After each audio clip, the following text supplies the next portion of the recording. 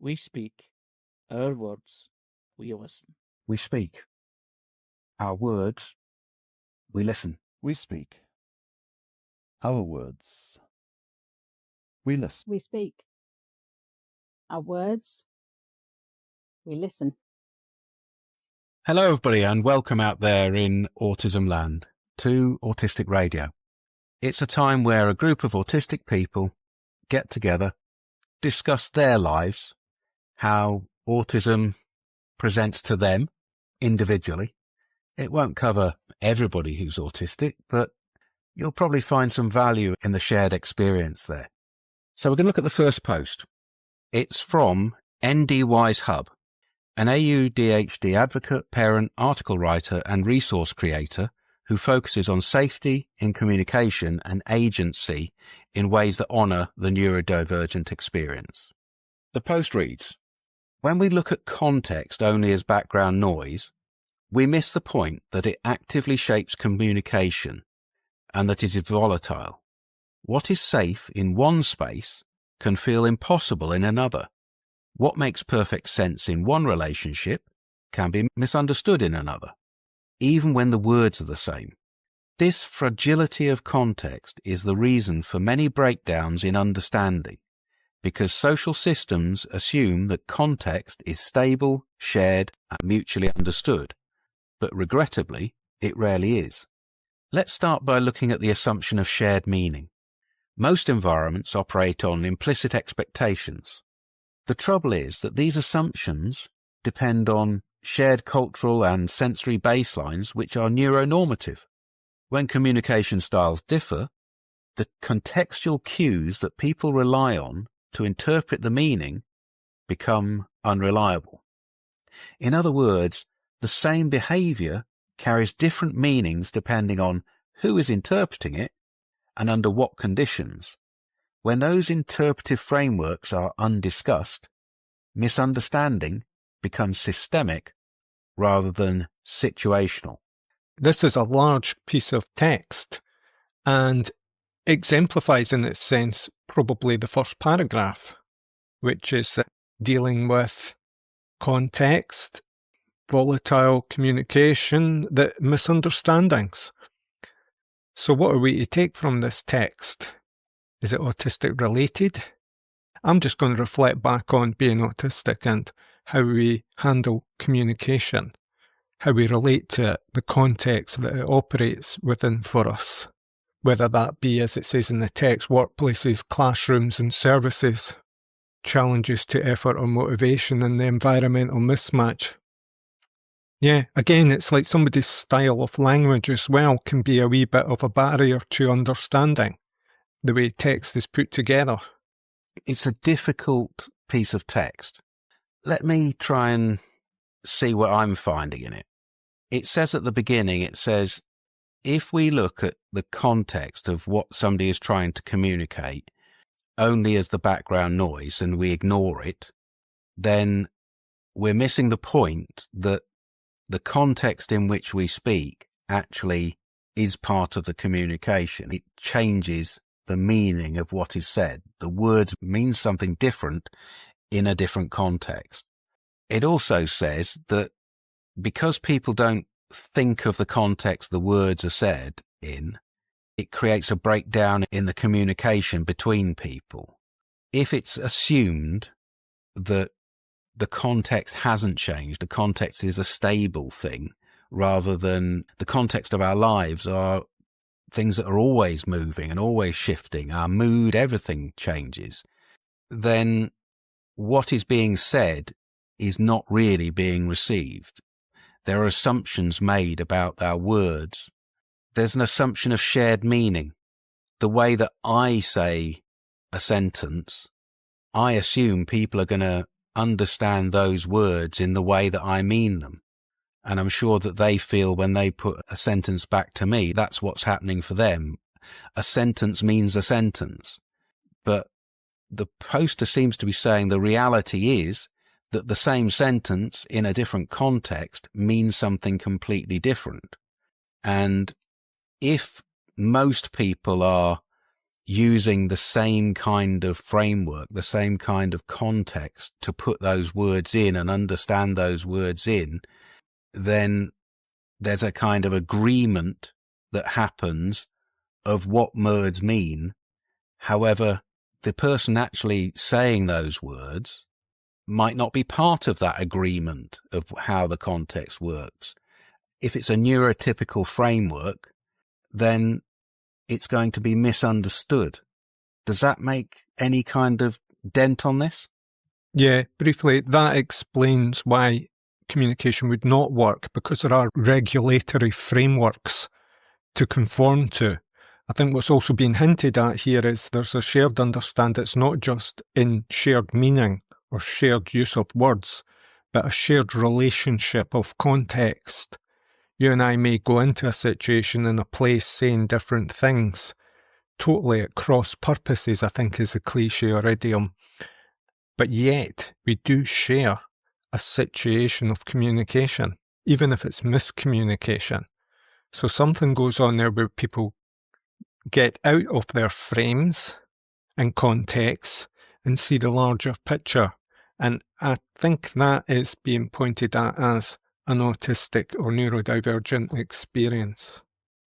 It seems to me that what they're asking for is for people to consider the context that somebody is speaking within.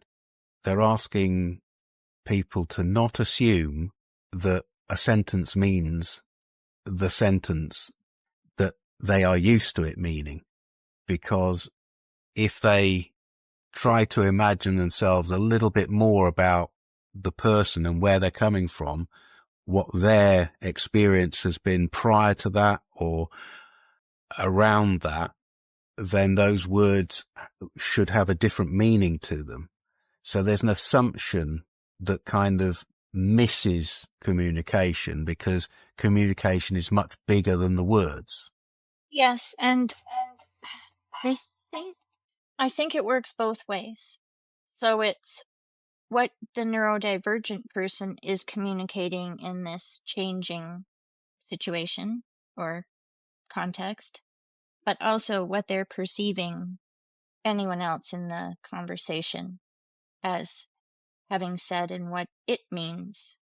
And I think it would help to readers and people in these situations who are not neurodivergent that it happens in ways to us all, perhaps just somehow more to the neurodivergent person. So if you're not well one day, but you're in the same context that you usually communicate your words clearly and understand the others clearly, or just using an example, if somebody ate the wrong thing for lunch, it can throw things off in very important situations. I don't know, if a judge in a court ate the wrong thing for lunch and then is communicating an important ruling, is it different? Yeah, and there's that thing of, refusing food, or the communication of laying down a table for someone, and your reaction to that event and food can be upsetting to whoever has done this, who is hosting you in that situation. I think I'm getting a bit more of a handle on it reading the next paragraph. We also need to recognise the fact that context is not only social but sensory. Competing stimuli can drastically affect processing speed, regulation, feeling safe, and communication. Yet environments rarely account for this variability. Systems interpret performance as consistent. For example, if someone can communicate clearly once, they should be able to do it every time. When this doesn't happen, the assumption is inconsistency or lack of reliability. The fact is that this inconsistency is not within the person, it's the environment that's changed. The context has changed. Context fragility here means that the body's sensory load directly influences cognitive and relational functioning. Without recognizing this, then workplaces, classrooms and services misattribute regulation challenges to effort or motivation rather than environmental mismatch. So now I'm starting to understand a bit of this. If we are in a changed environment that affects us, but it doesn't affect or change the people around us, it's assumed that there's some failing within us, whereas we might not be able to explain that we can't communicate in the same way that we could before because there's something that's tapping and irritating us, or something that is taking up our space, or something that makes it impossible to be the same person. However, outwardly, we look as though we're the same person. So why aren't we behaving exactly the same as we were before? There's an unseen effect on us that other people aren't seeing. Here's where I think it's useful. I'm not sure who's supposed to be reading this, but I'll use an example in a situation. Let's say it's a lights, camera, action situation where somebody's been prepped for, I don't know, some sort of public inquiry, let's say. They were fine when they were in a little that was quiet, that was just, 3 people they trust. And then they're thrown into this larger public forum, perhaps with glaring lights and just a lot of background noise, competing conversations, and people of all different, you know, authorities. And then there they are. They're supposed to give some information. Everybody is staring at them. They're feeling that people don't realize the effect of the entire context, the type of lights, the different noises. So it would be helpful if people of some who were experiencing this, I'm just going to use court again as an example. If people like judges, lawyers, media, the gallery, the audience, whoever, were somehow taught that if it were boiling hot in there, the air conditioning broke, or the windows were broken and the air was coming in, or if the lights were just ridiculous and flashing, that they too would lose their train of thought or lose their ability to hear and interpret other people. I somehow think that it's the lack of the people around to understand, and that this writer was trying to relay that in a thorough and thoughtful way. Examples would have helped contextualize. So we're moving to Mike's Neurodivergent Toolbox. Mike is from the United States, a late diagnosed autistic person who continues to struggle with a lifetime of unaddressed disabilities. But I hope that my efforts provide help and understanding to others with similar stories. Mike writes, I make this point often, but here I'll provide some fleshed out details. There is no one correct way to be autistic or neurodivergent. This is one of my main themes, especially as I came to the conversation late in life. And in each of the items I mention, there are good neurodivergent reasons for being one way or the other, or somewhere in the middle. Some of us are picky eaters, and some of us are adventurous ones. Some of us thrive in clutter, and some of us are neatniks.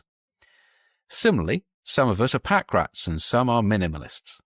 Some of us have a flamboyant physical presentation with bold hair colourings, tattoos, piercings and such, and others prefer to be understated in their appearance. Some of us are morning people, some are night owls. Some of us prefer another neurodiverse partner, some an NT one, some take it on a case-by-case basis or have no desire to have a partner. Some of us are very religious, some are not. The same applies to political leanings. Some of us would rather go with the flow because doing so produces less anxiety. Some, however, are very outspoken and contrarian. I could provide many more examples, and unless someone is advocating something that is against our interests, any of the above is totally okay with me. If being one way or another doesn't interrupt my life, I always respect and embrace differences. I found it interesting that Mike, in his second sentence, says there is no one correct way to be autistic. Every once in a while, it even happens when we're in conversation that we ask ourselves in the context of this group. Let's use a different example than one that Mike uses, like whether we make eye contact or not, for example. No matter how we understand that we are neurodivergent, we do realize that there's a bit of a, top 10 list of ways to be, sort of like a checklist. And then it causes us to wonder if we're the right kind of autistic, or if we even are autistic or something. And I feel for Mike that it is something that perhaps because he was diagnosed late in life, and some of us here have been too, that we're struggling with, like this thing people tend to refer to these days as imposter syndrome.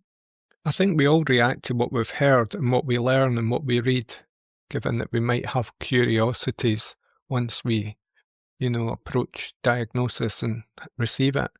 I think what the poster's hinting at here is variability is one of the better options in understanding your way through these things. There are so many things. There are middle grounds to most of these binary contrasts he's produced as a list. We could get into them in detail because some of them concern us and some don't. Some are triggering to some of us, because we have things we'd rather avoid or not really be participating in. It's a big world and there's a lot of difference out there, and variability is difference. So I say open your eyes and take it all in. But as Teresa points out, there are lists and there are traits that are reinforced by a culture. And I would always say question that. I would say you don't have to be A, you don't have to be B, you don't have to be C. Just be yourself, be the best version of yourself. Take that to the world. Yeah, it reminds me of this idea of what do we want, what do I want, and then what do we want? Because very often there's a question implicit in what everybody's discussing online in the community. And I think that the point I'm trying to make is that you have to know what you want in order to live your life, to be who you are. Of course, we always look for guidance and influence, and we are affected by our environments and other people. But to get to that point where you are the most important thing, it's your life, you go out and live it, that is a difficult one for a lot of people, given that there may have been decades, say, of a kind of dependency on various things. I know how much a struggle that can be at times. So whether somebody is a picky eater or an adventurous one, or has just decided that in their best interests they will study nutrition like a good pattern seeker, and they will do their best. Yeah, it's really interesting if you're late diagnosed because you've lived a life. If you take the picky eater, I was a child, I was a picky eater. My parents dealt with it very well, and gradually throughout my life I've added more and more foods until I would say I was somebody that eats an enormous range of foods that people would say, well, that's not an autistic way of eating. And there are so many of these things that if you are late diagnosed, you have adapted yourself to and perhaps even found suit you. Things that were natural to you when you were a child have been replaced with a different thing that is now natural to you. It's natural to me to eat lots of healthy green vegetables that are lightly steamed. As a child, not so much. Change is possible. Neuroplasticity, as we discussed in a podcast with somebody who had actually had a brain tumour, a neurodivergent lady from Israel.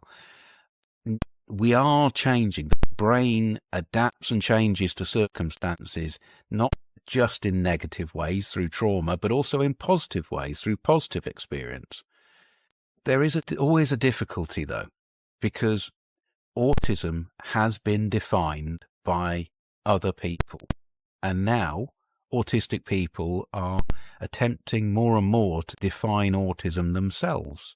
as neurodivergence, for instance, instead of, an autistic impairment or an autistic disability. People are now trying to live in a space where, yes, they're autistic, but they're living full lives. They're adapting their lives and adapting to their natural parts and also acquiring additional things on top of that. So Mike does a good thing here. He points out that you cannot go to a checklist of deficits and say, you must be autistic because you have all of these deficits.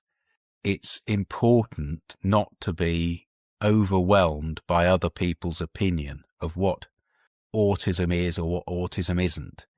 And that to some degree includes the rest of the autistic community as well. I've come across many people who say I should be a different person if I'm autistic. Well, no, I'm quite happy being myself and autistic, thank you. The next post is by Jordan James, the autistic photographer, who is autistic, ADHD, dyslexic, and generally neurodivergent. A photographer, parent, husband, advocate, neurodivergent, and host of the Neurodivergent Experience podcast. He's also a motivational speaker. And there's a picture of him with a very large trophy and another person, another man. My son and I, both neurodivergent, have braved the train and London's busy streets to go to Stamford Bridge for a Legends game. It's never easy being in such a busy place, but I'd do anything for my son, and this photo with the was the perfect moment. Heart eye emoji. It's a great image, isn't it? You've got two people, dad and son. The dad knows that it was going to be tricky for him to go down on the train and visit the city, but he made that effort for his son, and there he was. He'll always have that photograph to treasure in the future. And that's what we do for our kids, whether we're autistic or not autistic. Stamford Bridge, as well as being a historical point of reference, is also the home ground of Chelsea Football Club, which is on the father's blue football shirt. Legends, I imagine, must have been a game involving people deemed legendary by Chelsea Football Club, a London football club, soccer club.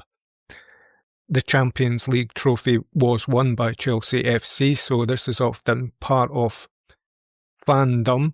You go and see these legendary trophies from events that mean a lot to people who respond to these sporting occasions and the community it brings to certain people.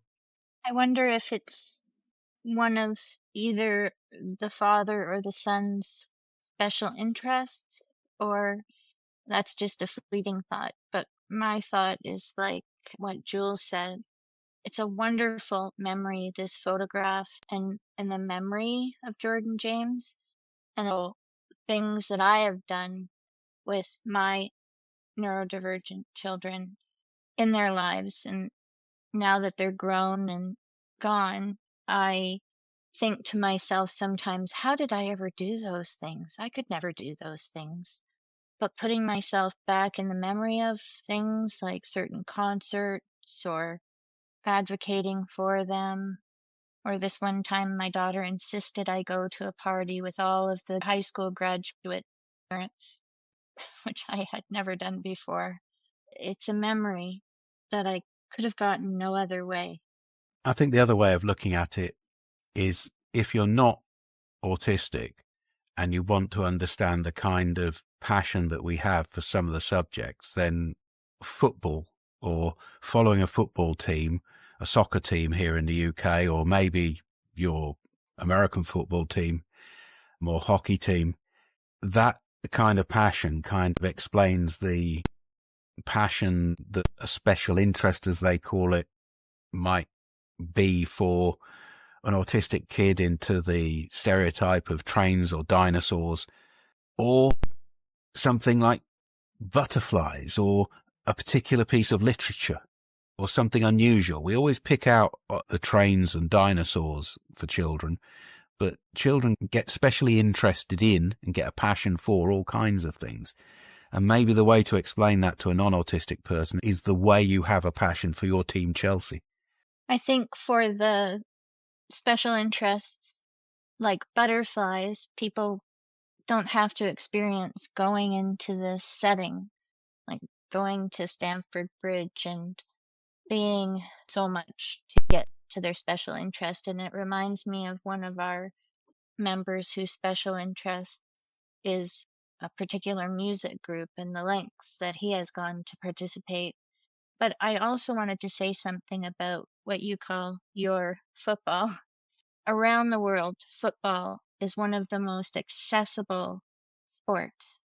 And I have a friend who wrote a book called The Beautiful Game. It is a very exclusive sport. And so it's another reason I love this post and this photograph. I want to reflect on the references made to family, because as a person who never had a family, I mean, I was born into a family, but I never raised my own family. But I do understand community and love, so I'm not denied this experience, and I can empathise with people who have raised families and felt the resonance of that experience. But I do sometimes feel that for people who have not raised a family, there are issues here of how to relate and whether or not we feel to a certain extent excluded.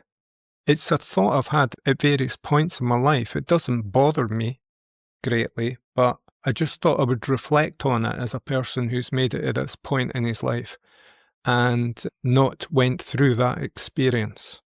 I think you could have the experience with a very good friend too, especially somebody who recognizes you and encourages you to, and maybe will go with you to such an event as this one, but with your interest, or or even if it were their interest, to go with them to understand each other better.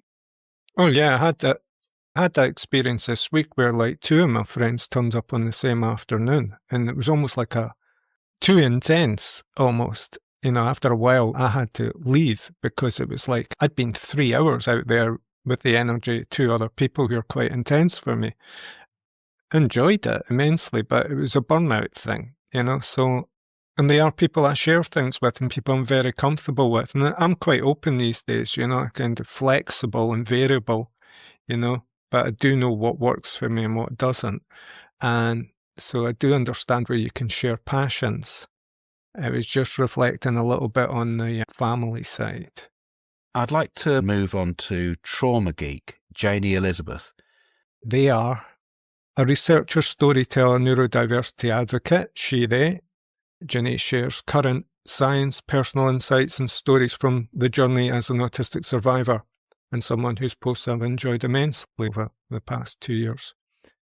So the first paragraph she writes is, when I talk about the mental health villains, I'm not referring to any old thing that can harm our mental health.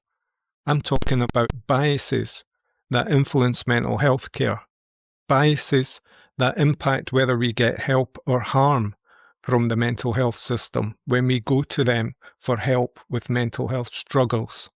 These are biases that you might want to look for in a therapist while deciding if they're the right professional for you.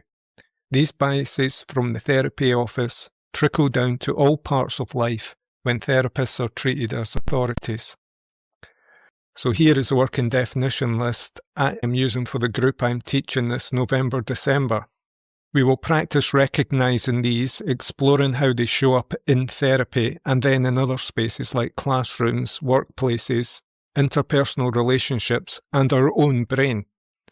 We'll also work on ways to reframe or resist these biases. Individualism assumes that mental health, identity, and growth are located within the person, in their thoughts, feelings, and behaviours, rather than in their relationships or social context. Capitalism assumes that perpetual growth is both possible and desirable, that human value is tied to economic contribution and that productivity is a measure of health. Saviorism assumes people need to be fixed, saved, or rescued by professionals, authorities, or experts, and that people cannot be trusted to be experts on their own experience. Neuronormativity assumes that there is one correct or normal way for brains to function or process, and any other way of thinking or being is a deficit or dysfunction. Saneism assumes that rational, controlled, and consistent ways of thinking and feeling are inherently superior, and that those who deviate from these norms are disordered, dangerous, or less fully human. Behaviorism assumes humans can be conditioned through reinforcement, rewards, and punishments, and that improving behavioral control is the same as improving mental health. Mind-body dualism assumes the mind and body are separate, that thinking, not feeling, is the essence of humanity, and that the body and emotions must be controlled by the cognitive mind. Materialism assumes that reality is only physical matter, that nothing is real unless it can be measured, quantified, and observed through physical means. Scientism assumes double-blind, peer-reviewed study is the only way to know truth, while discrediting emotional, spiritual, artistic, or intuitive ways of knowing. Note, this list is from the course outline, so it's not currently open for debate or edits. If you disagree, feel free to make your own list. More info here, and the address is given at Trauma Geek. I want to say, here's what I think. For the rest of my life, I'd love to say this list is from the course outline, so it's not currently open for debate or edits. If you disagree, feel free to make your own list. I find it's a nice way to end something. Now, I'm not minimizing what she says because I think it's entirely interesting, but I have a tendency to say things like, I often end up off with, or something, or I'm not sure, or you might not agree. So I like that finality, and I found a lot of value. I found it very interesting. So these things listed are seen as biases in the therapy situation. Yeah. I think we're supposed to believe that when we go into therapy or when we go into asking for help from trained professionals, that we're in a safe space without judgment and that we are being encouraged to open ourselves and make ourselves entirely vulnerable. But the point seems to be being made is that the therapist is a human being too, and a human being lives in a context, and the context, however much they try to transcend these biases, means that they hold these biases all the way through. So they will make judgments according to whether you are economically active or not, and that will be noticeable to you perhaps. Or you might see them as somebody that occasionally looks to be somebody who attempts to create a fix for you, a different way of being, rather than allowing you to explore it yourself. So I think it's a warning about biases, and it's a warning about how therapists might look to themselves to try and, as much as they can, transcend these things. But surely, in reality, these biases are so inherent to the human experience, or these things are so inherent to the human experience, it's impossible to remove the bias from the situation. It's something that stops me ever going towards a therapist or recommending a therapist.